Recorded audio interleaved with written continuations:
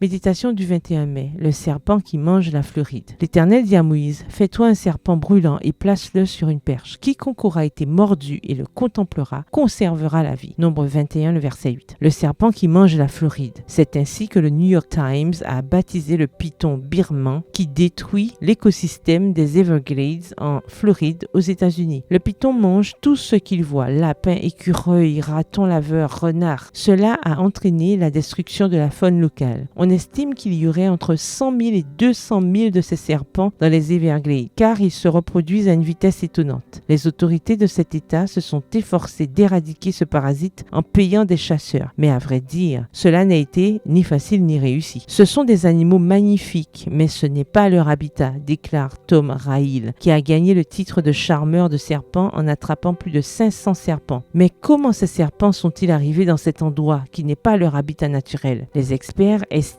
que cette invasion des Everglades a commencé dans les années 1980, lorsque des propriétaires de pythons, stupéfaits par la croissance rapide de leurs animaux, ont décidé de les relâcher dans cette zone humide. Une autre théorie dit que les marchands de reptiles les auraient relâchés accidentellement ou intentionnellement. Ce n'est pas leur habitat, mais ils ont réussi à s'adapter et ils sont de plus en plus nombreux. Ils ont pris possession des lieux et mangent sans discrimination. Tous les animaux sont les bienvenus sous leur palais. Même les alligators ne sont pas à l'abri de leurs attaques. Cette nouvelle m'a ramené aux événements désastreux qui se produisent dans notre société. Lorsque le péché est arrivé sur la terre, le serpent ancien a commencé à se reproduire dans tous les cœurs sensibles et à anéantir la création parfaite de Dieu. Le péché a commencé à proliférer à une vitesse alarmante, à tel point qu'il s'est rapidement répandu sur toute la planète Terre. Nous sommes chaque jour témoins des souffrances causées par la morsure du serpent. Cher ami, la bonne nouvelle est que le serpent qui mange notre monde n'a aucun pouvoir sur ceux qui ont les yeux fixés sur Jésus à la croix, où il a offert sa vie en sacrifice pour nous tous. Ne laissons pas notre attitude devenir des nids pour les œufs du péché. PS, heureuse de regarder à la croix. Bonne journée, que l'Éternel vous bénisse.